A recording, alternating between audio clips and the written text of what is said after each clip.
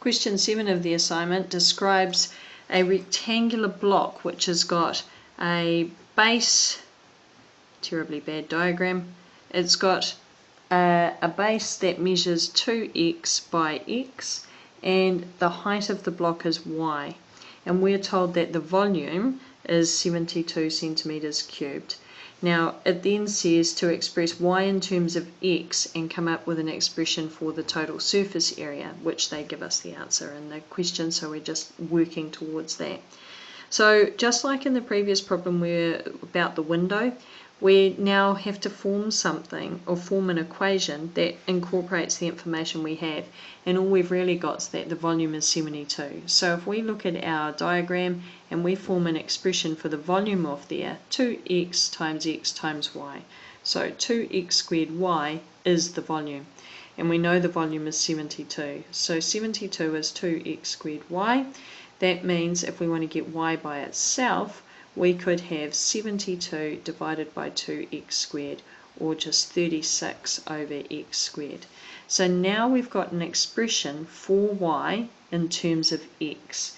And finally now we can do the second part of the question, which says show that the total surface area, so the surface area, the outside area, is given by 4x squared plus 216 over x.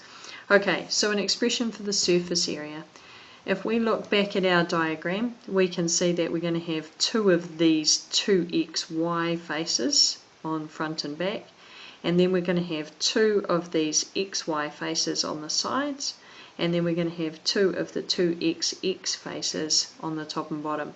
So we can write that all up. Looking at the front and back first, we'll have 2 times 2x times y, and then the sides plus 2 times x times y, and then the top, which is 2x times x. And we'll have two of them because we've got top and bottom. Okay, so let's tidy it up a bit. We've got 4xy plus 2xy plus 4x squared.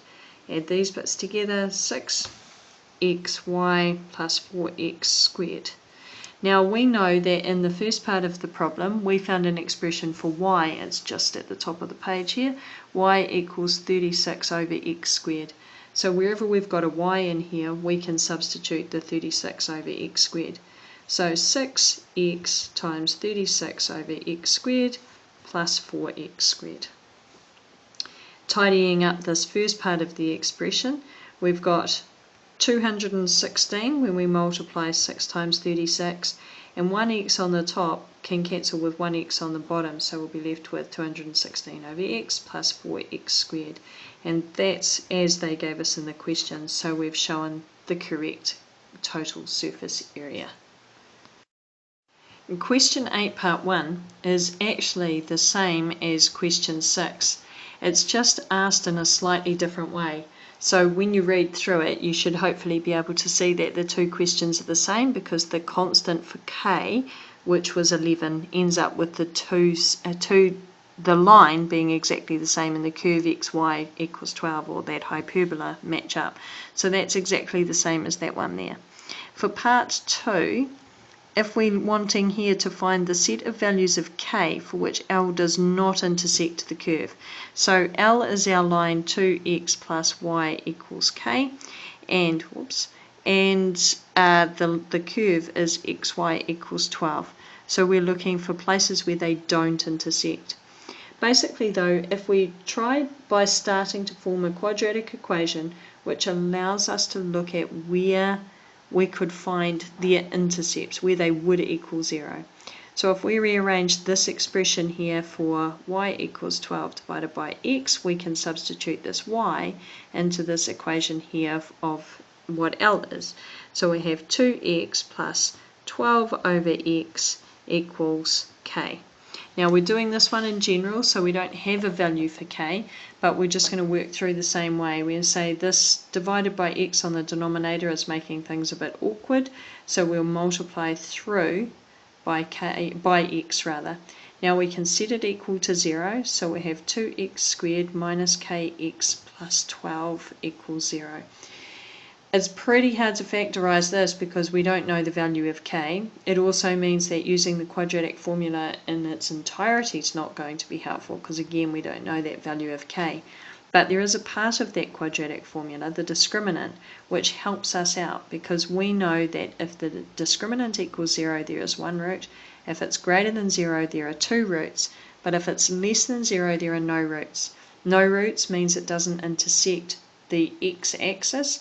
So when you've put two equations together, it's where they don't intersect each other. So in this point, we are looking for this to be less than 0. And we'll substitute in what we do know. So we know that b is negative k. When we square it, we'll get k squared minus 4 times 2 times 12. And that's all supposed to be less than 0. So k squared minus 96 is less than 0. So solving that, we'll get k squared is less than positive 96. That means that the end points, if you like, again in our diagram, in terms of our intercepts, is that k is either the positive root of 96 or k is the negative root of 96. Now I don't know what that looks like on a graph, but I know that my parabola is set up as a positive parabola, and I know I'm talking here about a negative 96 and a positive root 96. And I'm wanting this to be less than 0. So for it to be less than 0, I'm talking about the values here. So any value of k that lies between those two will give me a situation where the curve doesn't intersect the line. So this set of values for k are all possibilities.